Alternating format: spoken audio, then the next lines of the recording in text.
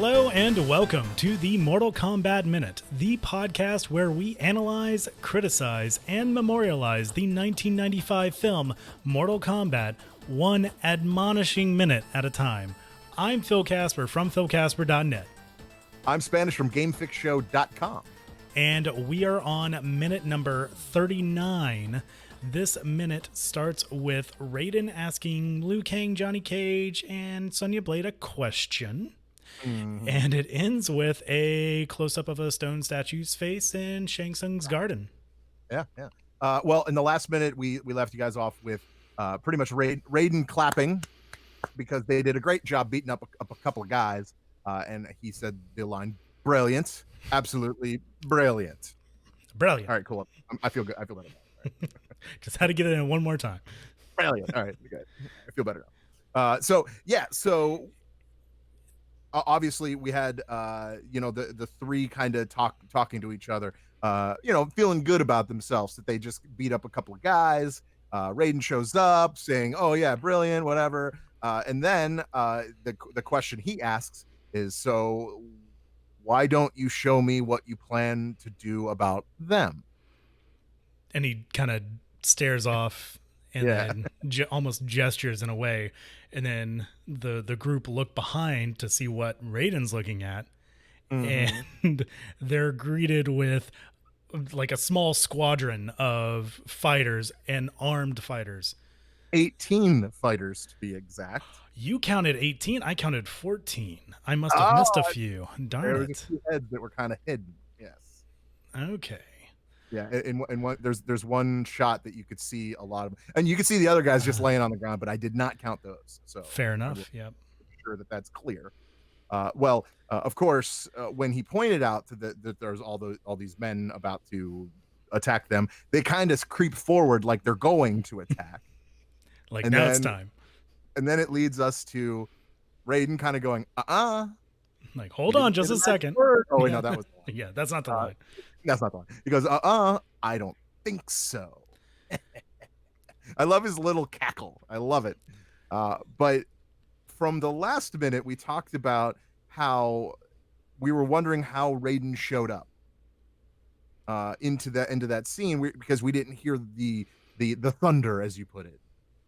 He didn't bring the thunder. Did not bring the thunder. And I came with the conclusion that there was a prior line that said that he can't use his powers on the island. I think the line you're referring to is specifically where you have like Shang Tsung telling Raiden back on the ship that until they get to the island where Raiden has no dominion. Yes. So I'm well aware of my dominion. Yeah. So maybe just because he's outside of his domain doesn't mean he is completely powerless. I guess not, because he does get a little, can I say Thor Ragnarok sparkles? Yeah, I guess. You like that? Yeah. I mean, he emits some Tesla coil kind of energy from his fingertip.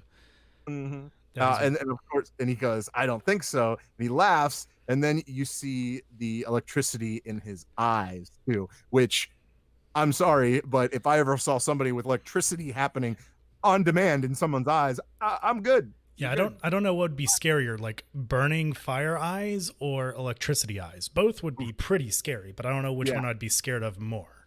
Either way, I'm out. And then of course, after he says, "I don't think so," the guys, the men that were going to attack them, obviously know who Raiden is, because they immediately step back. Yeah, they step back. They start clearing a path. Yes.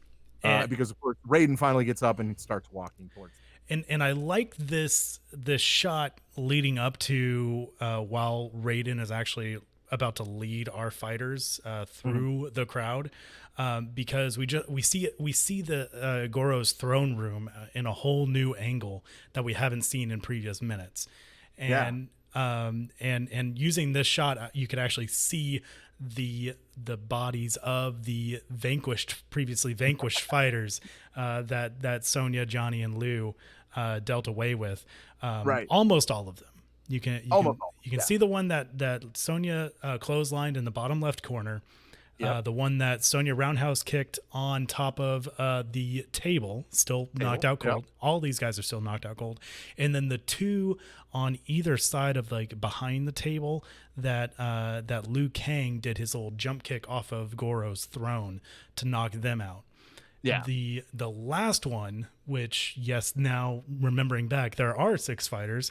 The 6th one is just hidden behind that wall of men in the background, because that, like, the wall right behind them is the same wall that Liu Kang did his wall jump and roundhouse kick to the guy's face to knock him out. Right. So I just wanted to, Well, I'm done. I'm done for a little bit. Yeah, there's a lot going. There's a lot going on in that shot, and it's so short though. It's so short, which makes me sad. It does, but like it really kind of sets the stage. You see how powerful Raiden is. You see how much respect he demands. Yeah, commands and demands. Yeah, correct. Oh yeah, that's even better. I think, and then of course, then he has the line of I think you'll find that this is the way out, and which happens to be behind all of the fighters. Right now, at this point, I started to think. Now you mentioned last minute that you think Raiden sent those fighters to our group, our heroes, to kind of test them, to kind of put them together. So I think I have my own little theory here that Princess Katana, as you mentioned earlier a couple of minutes ago, where you thought that Princess Katana may have used some magic to kind of change the pathways to kind of lead them down a certain path. Mm-hmm. I think Princess Katana purposely led them into this chamber and then went to go and kind of alert Raiden that they might be in some trouble eventually, because there are just too many guards around.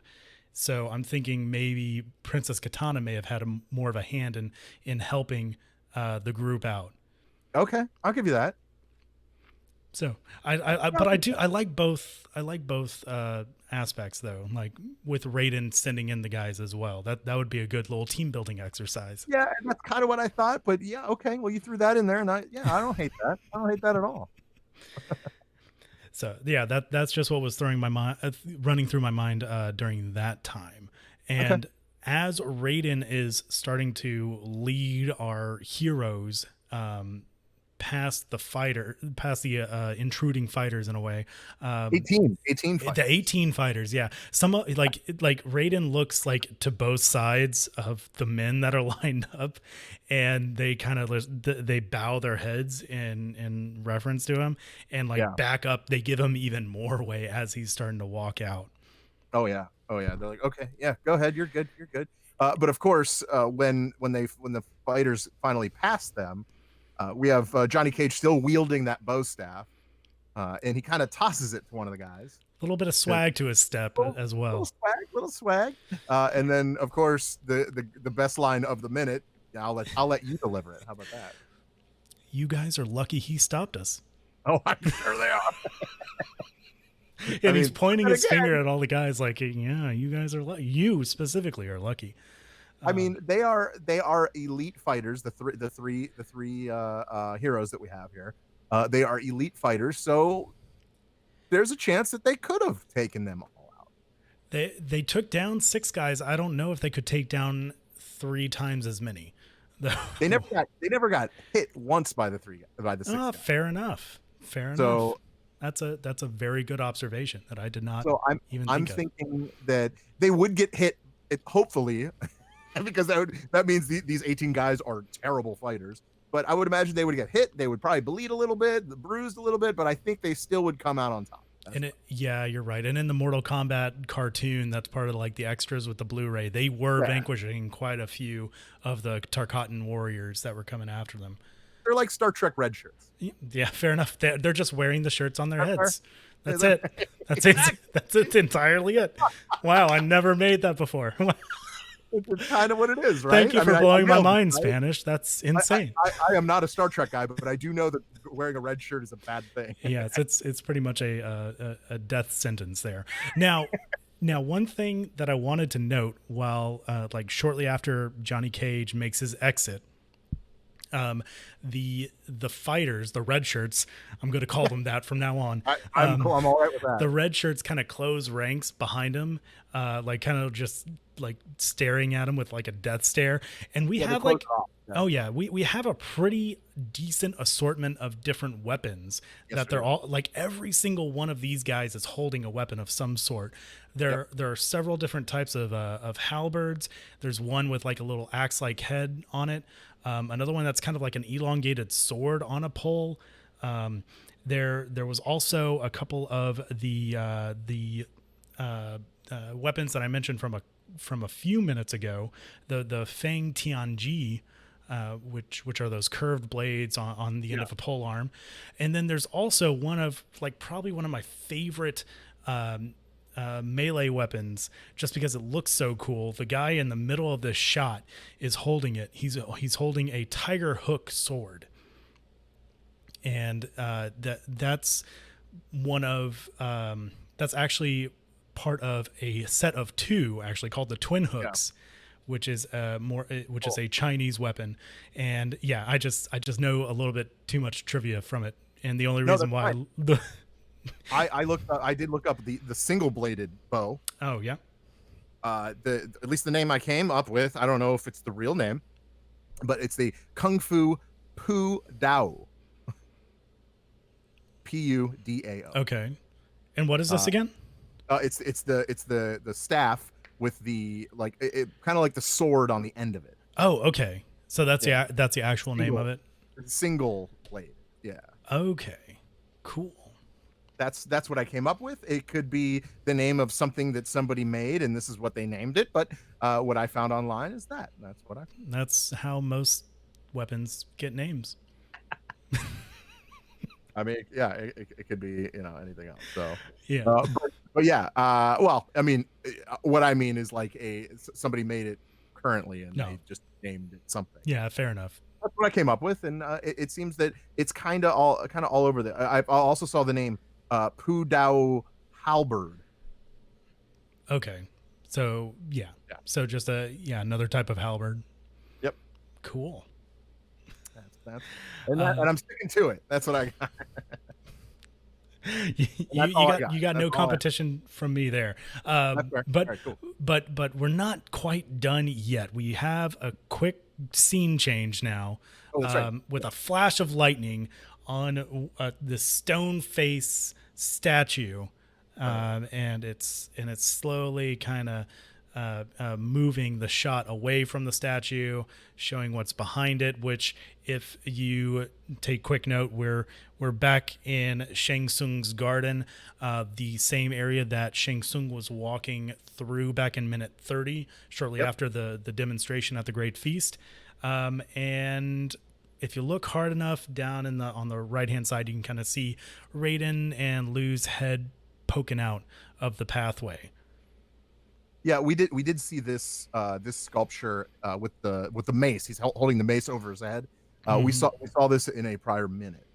Yes. Although what we didn't see in right at the very very last second of this minute, you do see a sculpture of what looks like a monk, but he's like skin and bones. Right. And he's like on his knees, like on a like a pedestal, if you will.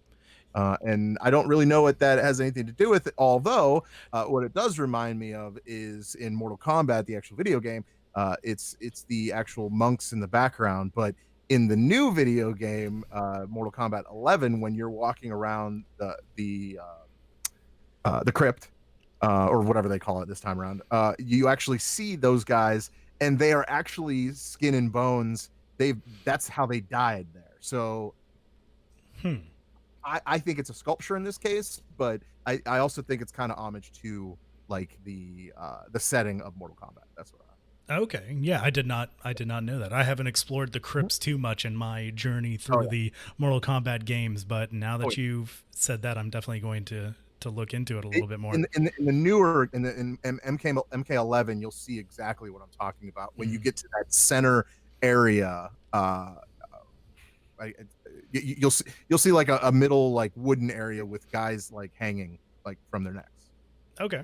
It's pretty obvious when you get it's a kind of the biggest space in that area. Okay. I'll But keep that in mind. but off to the side, you'll see all these guys kind of just sitting like in like on their knees or like in a leg cross or anything like that. And then all skin and bones. Yeah, yeah. Oh, okay. But that's all I have. Cool. Yeah, and that is all I have as well. And we've made it to the end of another one. Well, thanks for joining us. And once again, I'm Phil. I'm Spanish. And we'll see you next time on the Mortal Kombat Minute.